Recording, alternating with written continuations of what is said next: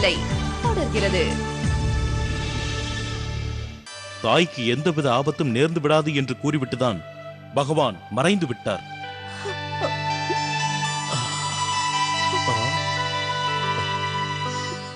ஸ்ரீஹரா,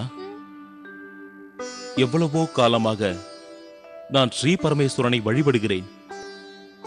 உன்னால் தான் எனக்கு பகவானின் தரிசனம் கிடைத்தது. நீ பரம பக்தனாவாய், கோடி புண்ணியம் செய்திருக்கிறாய்.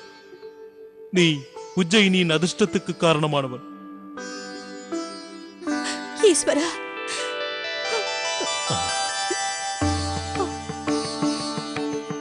மகாதேவா, கைலாசநாதா, ஸ்ரீநீலகண்டா, தாங்கள் எனக்கு தந்த சிந்தாமணி என்ற அபூர்வ ரத்தினத்தை நான் தங்களுடைய பரம பக்தனான ஸ்ரீஹரிக்கு கொடுக்கிறேன்.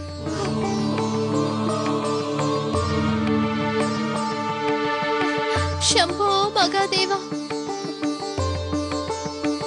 ओम नमः शिवाय। ओम नमः शिवाय। ओम नमः शिवाय। ओम नमः शिवाय।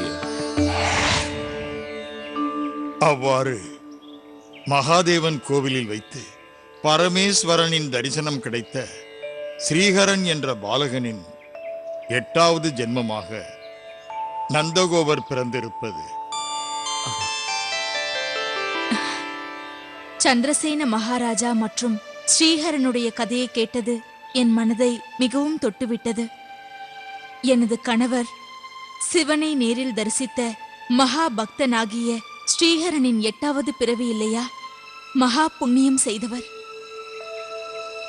மகரிஷி, சந்திரசேனனை கொல்ல வந்த 3 அரசர்களும் பின் என்ன செய்தனர்?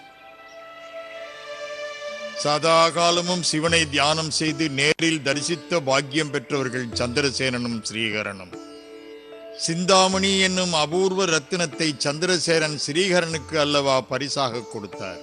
சிவனை தரிசிக்க கிடைக்கப்பெற்ற ஸ்ரீஹரனிடமிருந்து சிந்தாமணி என்கிற ரத்தினத்தை கைப்பற்றுவது முடியாத காரியம் என்று அறிந்த அரசர்கள் கொலை முயற்சியை விட்டுவிட்டு திரும்பச் சென்றனர். நந்தகோபரே, நீங்கள் இருவரும் முற்பிறவியிலும் கணவன் மனைவியாகத்தான் வாழ்ந்தீர்கள்.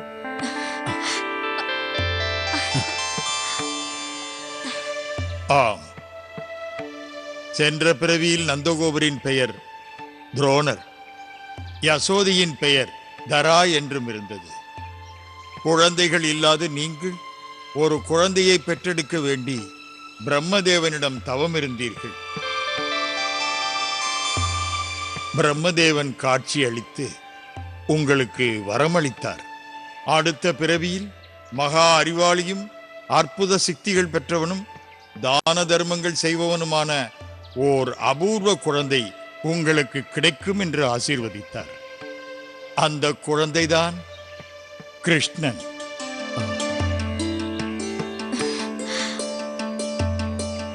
எட்டாவது பிறவியில் நந்தகோபரின் வாழ்க்கையில் நிகழ்ந்துள்ள மகா அற்புதம்தான் கண்ணன். கண்ணன் கம்சனால் அழிக்கப்பட மாட்டான், யாராலும் அழிக்க முடியாது. கண்ணனுக்கு ஒரு ஆபத்தும் நிகழ்ந்து விடாது. நீங்கள் நிம்மதியாக இருங்கள். மகரிஷி, தாங்கள் கூறிய முற்பிறவியின் கதை எங்கள் இருவரின் மனதையும் மிகவும் குளிர செய்துவிட்டது. நிம்மதியாக இருக்கிறோம் மகரிஷி. கண்ணனுக்கு எந்த ஆபத்தும் இல்லை என்று தாங்கள் கூறியது எங்களுக்கு புத்துணர்வு அளித்து விட்டது. ஆச்சாரியரே, இப்படிப்பட்ட பூர்வ ஜென்ம கதைகளை கேட்க நாங்கள் மீண்டும் வருவோம். எப்போது வேண்டுமானாலும் வரலாம். மங்களம் உண்டாகட்டும். வருகிறோம் மகரிஷி. நேரம் ஆகிக் கொண்டிருக்கிறது. நாம் விரைவாக செல்ல வேண்டும். ஆமாம், அவர்களெல்லாம் முன்பே சென்று விட்டனர். நாம் மட்டும்தான் தாமதப்பட்டு விட்டோம். நேரத்துடன் செல்ல வேண்டும் என்று நினைத்தோம், ஆனால் முடியவில்லை. இன்று வியாபாரம் நாம் நினைத்தது போல் நடக்கவில்லை. இன்று நல்ல நாளாக தெரியவில்லை. பாலும் வெண்ணையும் கொண்டு சென்றது போலவே கொண்டு வந்துள்ளோம். நாம் எப்பொழுதுதான் வீடு திரும்புவது? வேகமாக வாருங்கள்.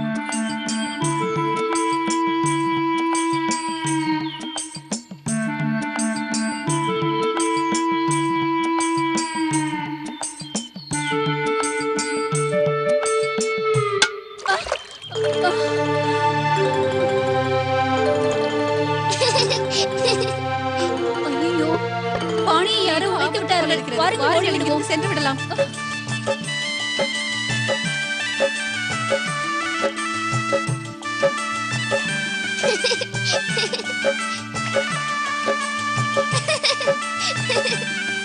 ஐயோ, என்னுடைய வெண்ணெய்!